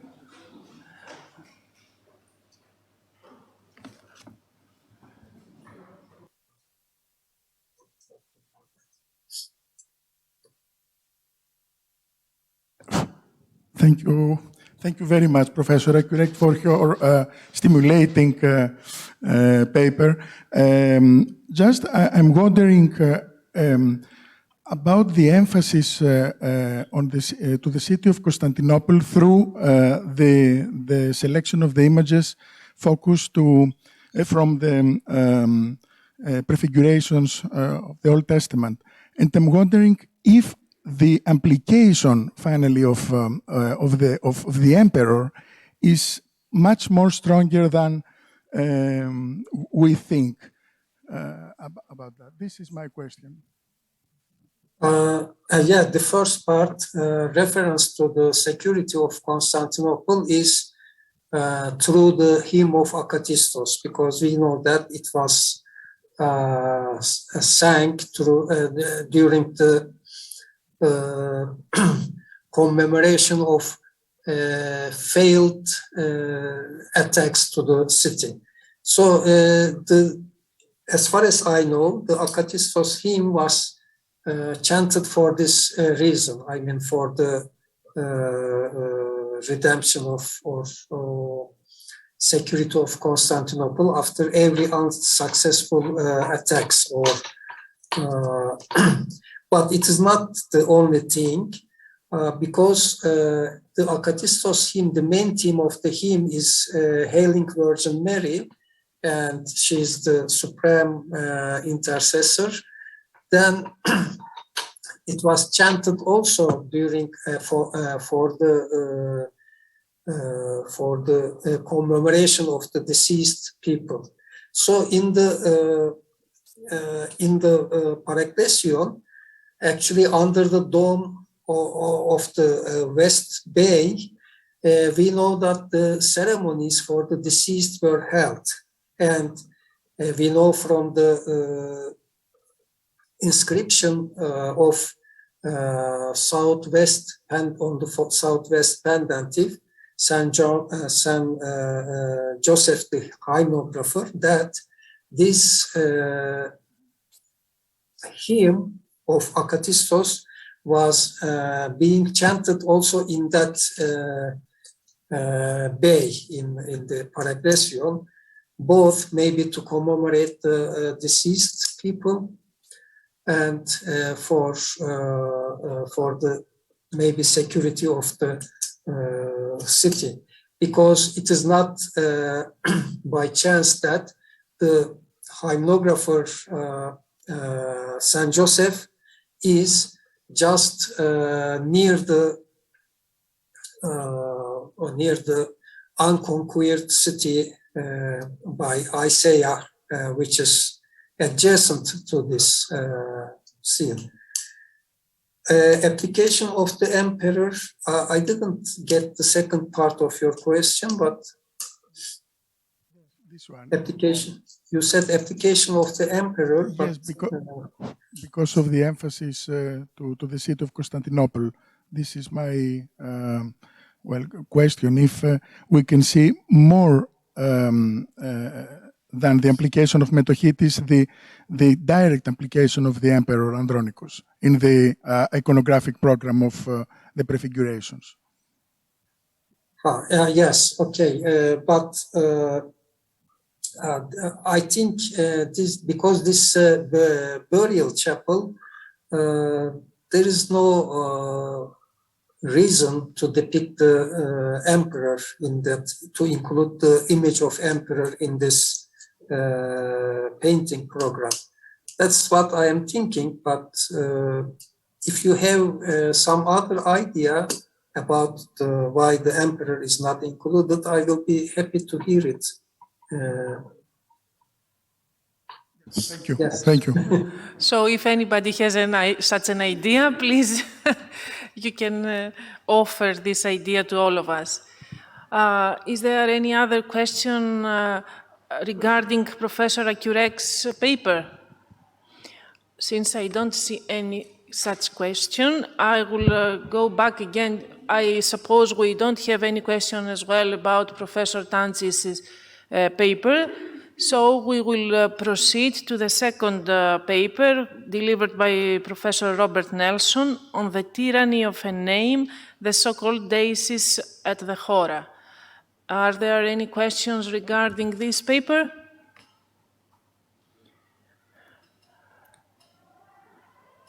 Okay, we have two questions. Professor TANTSIS, please. Yes, I would like to thank first Professor Nelson for a very stimulating paper. Can you hear me? Yes.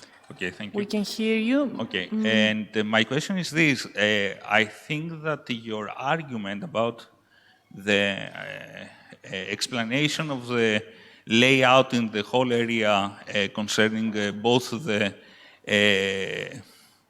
space 7 of the exonarthex and the Deesis, the so-called Deesis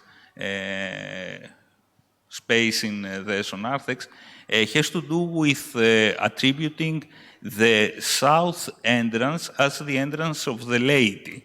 And I would like to know how much this comes into your interpretation and how sure can you be about the use of this south entrance by the laity in contrast to an entrance of the monks or entrance of the patron or whoever else.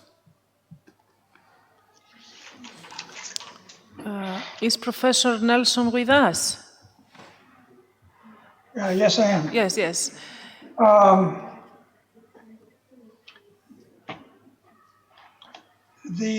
I argued in my article about the enrollment for taxation that the north door leading into what's now the outer narthex was the door for monks coming from the north side, and I was assuming that the main monastic buildings were on the north side of the church.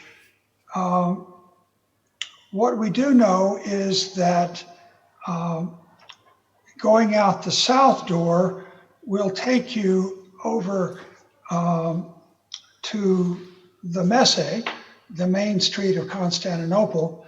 So I thought that it was a better way for the people of Constantinople, the laity, to come to the church. I'm also impressed in a way with the position of the Church of the Holy Apostles in Thessaloniki, where also there is apparently an entrance to the monastic complex to the south. So that's some of my reasoning for the south door being the door that the laity would take to the church.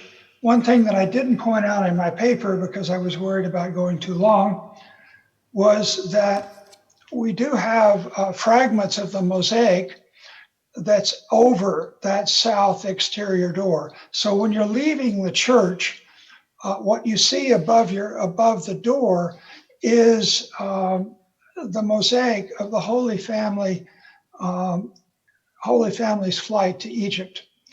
And on the left side, on the right side of that mosaic survives a depiction of a city, and a city which has pagan statues on columns, and with the adventus of the Holy Family into the city, the pagan statues fall down. So I thought that that mosaic was addressing itself to the exit, to the leaving of the church by the laity who are returning to the city. Thank you very much. Thank you. Mr. Smirlis, please, the floor is yours for another question on Professor Nelson. Yeah, it's a question to Professor TANTSIS, I'm sorry. Okay. We have another question for Professor TANTSIS now addressed in the chat, so please proceed. Yes, and this would have also been a question for Professor Osterhout if you were not fast asleep right now.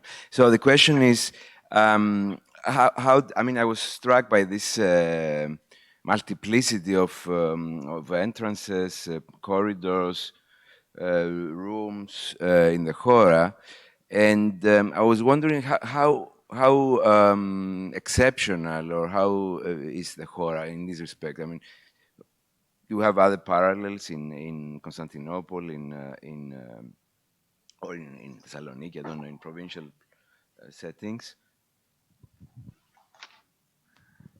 Yes, thank you. This is a very interesting question. For Byzantine examples, for this scale and this type of church, it is quite exceptional. In Athonite Katholica, which have a very larger span of additions, extensions, we have similar in complexity, but here we have not only complexity, but this ambiguity. Small peculiar rooms, but either with decoration or with marble door frames. This makes it even more exceptional. Of course, Professor Osterhout, if he was not asleep, as you said, could provide more evidence for other examples, but it is quite unique. So you are saying that this phenomenon is perhaps the product of the various phases rather than so very intentional. Okay, thank you for pointing that. Yes, Mrs. Smirlis asked whether this multiplicity and ambiguity has to do with multiple building phases or it was intentional. I think that buildings usually live quite strange lives for much more than when they are erected. And although, as I said, most scholars tend to think that the final product is the product of Metochites intervention, at least for 200 years more, it was functioning as a monastery, and I could see further interventions, alterations, and an extension of this complexity through application of different functions as what was the original intention, or even finding functions where the original space was at first a redundant space produced by the extension. That doesn't mean that in a later phase it could not find a special use. Professor TANTSIS, please hold the microphone because there is another question on your paper addressed by Professor Georgios Panetsos, who says, in reference to Professor TANTSIS' paper, after congratulating and thanking him, please allow me to point out the slight rotation of the corridor and the axis of the adjacent spaces lying between the naos and the Parecclesion. It is pointing, focusing precisely to the center of the recess across. This might be a hint for further research. Yes, I think that Professor Panetsos, as an architect, as a designer, he can understand that nothing is redundant or nothing is without planning when you build a building. So all the details that one can discern in this arrangement point out, as Professor Oosterhout yesterday showed us, that you can produce ideas and propose new functions if you take into account even the smallest details. And apparently, what Professor Panetsos points out could be food for more thought and further exploration of this peculiar arrangement. Thank you. Also, Professor Nelson wants to comment on your paper. Yes. Yes, thank you very much for your paper, and I learned a lot. I was impressed in the plans that you showed by how much dark area there was between the naos and the Parecclesion. In other words, how much solid masonry or apparently solid masonry was there. I can't imagine that Byzantine architects would build massive walls like that if there were no function to them. There doesn't seem to be, but perhaps you can enlighten me, there doesn't seem to be reason to have such massive walls to support a superstructure, because the dome over the naos was supported with much thinner walls in the 12th century reconstruction. So again, I come back to this basic question which perplexes us all. Why is there so much masonry there, which then is opened up by a few rooms? But if that masonry is really not necessary to support the church, why aren't the intervening spaces larger? Well, at first I will agree with you that it is a peculiar building with ambiguities and unanswered questions, and this massive structure in between the naos and the Parecclesion is, of course, a peculiarity. And but one has to think also that the upper level in this area is much larger than it extends much more than the ground level spaces opened into these massive walls, and that is possibly an explanation, and also the fact that it might these massive walls might have been standing in a place where there was some space that was eliminated in order to make a new Parecclesion that was quite unified in its inception and layout. And moreover, I have never been inside the spaces, I'm sorry to say, so I do not have a first-hand impression of details that might lead to further interpretation of why they are there and how they ended up being in this form. And I just answered to Professor Mirlis that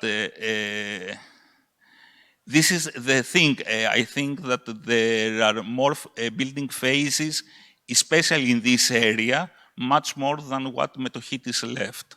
So all this might answer your, but with a hypothesis. I can't say definitely what exactly has happened with these massive walls. But thank you for pointing it out. I am sure that we will organize a lot of symposia until we have the final answer to this question. So anyway, if there is any question regarding Professor Nelson's, oh, there is one question by Mr. Zaras, Dr. Zaras. Hello, good morning, Rob. Nice to see you. This is Nectario Zaras speaking. Thank you very much for your beautiful paper. Of course, it's not a typical Deesis, although I'm speaking about the South Bay. Of course, it's not, although Virgin Mary is depicted in the typical gesture of praying, one could say that it's furthermore a praying and a presentation of the founders, and an iconography which reminds us very important examples from Milesheva and Sopotsani, where Virgin Mary presented the founders in front of Christ. I would say that, of course, it's a major patronal composition. Regarding the seventh bay,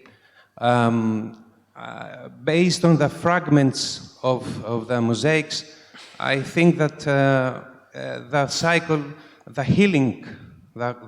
of healings of Christ is continued until the seventh bay, and by this way, the designer of the program, and Metochitis, as I believe, managed to unify and united the miracles of the South Bay of the Esonarthex, which is the major cycle in this part, with the seventh bay. And furthermore, I believe that Metochitis strongly managed to illustrate his beliefs that, according to which, behind the image of the healing, the corporeal healing, there is a spiritual healing, which is necessary for the ANASTASIS, which this thematography, this repertoire, is following completely after the seventh bay to the way to the Parecclesion. Thank you very much for your paper, and yes, thank you. Yes, thank you very much, Nektarios. You're correct to point out that the healing miracles of Christ, the miracles of Christ, continue in the seventh bay in the vault that's up above. We only have fragments of that, but it's enough to know that continues, which is another point, I think, and I believe you said this, another way in which that seventh bay connects with the south bay, where those healing miracles continue. What strikes me about the seventh bay is how it's isolated from the continuous line of bays in the outer narthex. I don't have a plan here to show you. And if you follow the narrative in the outer narthex, there are two scenes of Herod to the right of the central door. Herod, the Magi coming to Herod, and then Herod speaking with the priests and scribes. The adoration of the Magi and the three Magi and the flight to Egypt then follow in Bay 7. But when you go back to Bay 6, which is at the south end of the outer narthex, you find the Herod scenes picking up again, with Herod there ordering the massacre of the innocents. So what I believe is going on is that the narrative is proceeding around the south end of the outer narthex, so that it's a continuous story of two lunettes of Herod, followed by a third lunette of Herod on the south wall of that sixth bay. This is a further way in which the Magi scenes are excerpted from that narrative and put into the special space of the Bay 7. And I do think there's a way, I agree with you, I do think there's a way in which the Bay 7 is serving as a transitional space to the Parecclesion. On that east lunette of Bay 7, that is the lunette that's facing the Parecclesion, we have the Magi's return to the east, to their home in the east. They are going to the east just as visitors going to the Parecclesion would walk beneath that image and go toward the east end of the Parecclesion, where the great Anastasis is shown. So to me, Bay 7 is a crucial transitional zone there between the important South Bay and the perhaps even more important Parecclesion. So thank you very much for your ideas. Thank you, Professor Nelson. There is another comment by Professor Vasilissis, please. Can you hear me? Yes. So We can. This is you know, I mean, the importance of this depiction, the intercession to the Virgin, it has been pointed out by many people, including Bob. And you know, as I heard your talk, I mean, it really feels like the visual counterpart of the second poem of Metochites, which is you know, addressed to the Virgin, and it's really about his sins and intercession. And so I'm sure you know there's literature on this, which I don't know. And anyway, you know, it really, if this is the case, which seems to be, it really feels like a personal thing for Metochites. You know, the Virgin interceding for him to Christ for his own sins. And what puzzles me in that is the appearance of the Sebastokrator and the nun. It's really like, it feels like an intrusion there. So this is just a thought I had, and I don't know if it's worthy. Thank you. Well, thank you. Yes, I suppose in some ways it might have reinforced my argument if Metochites had represented himself there instead of Isaac Komnenos and the nun. But of course, he is shown in all his luxurious garments in the lunette right over to the south of that bay. The usual explanation of the appearance of Isaac Komnenos and the nun is that they were also cathitors of the church, so that but prior ones. So by commemorating, by remembering those cathitors, Metochites is putting himself in the company of those members of the imperial family. And that's part of the way that I understand the South Bay mosaic to be linked directly to Metochites. But I think you're absolutely right. The South Bay mosaic was very important spiritually and emotionally to Metochites.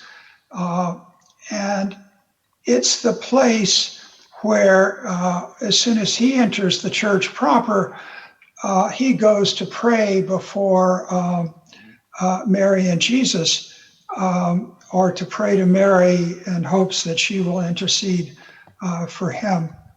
Thank you very much. Thank you, Professor Nelson. I think that we can proceed to the last paper, the discussion about the last paper of Professor KAILLET. So if there are any questions on his paper, please. Professor Semoglu.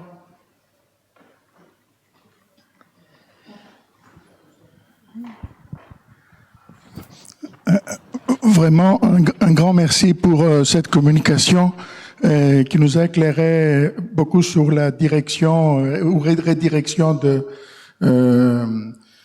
finalement de la politique dans le 14e, au début du XIVe siècle. Et il y a finalement, d'après les exemples que Tania Belmans a publiés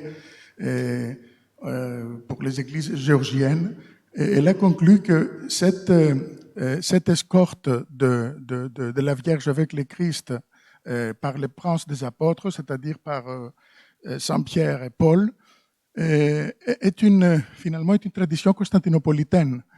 Et je me demande si cette tradition préexistait déjà à Constantinople avant, et pour passer après, c'est-à-dire aux exemples que vous avez montrés, et pour laisser finalement sa trace à Chora.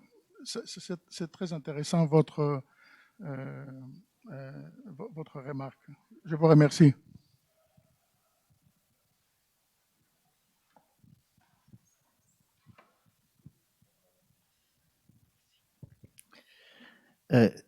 Thank you. Perhaps I reply in English. In fact, I have no in mind example of previous Constantinople occurrence, but it doesn't contradict what you are saying now. After that, in later programs, probably it could depend from the Constantinopolitan example of Chora. Previously, that's much more difficult to say, to my knowledge at least. Thank you for your remark. Thank you very much. Is there any other question? Well, since I don't see any other question, I would like to thank all of you, especially the speakers and those who participated in this very interesting discussion. We will proceed now to a 15 minutes break, and we will come back to our next session.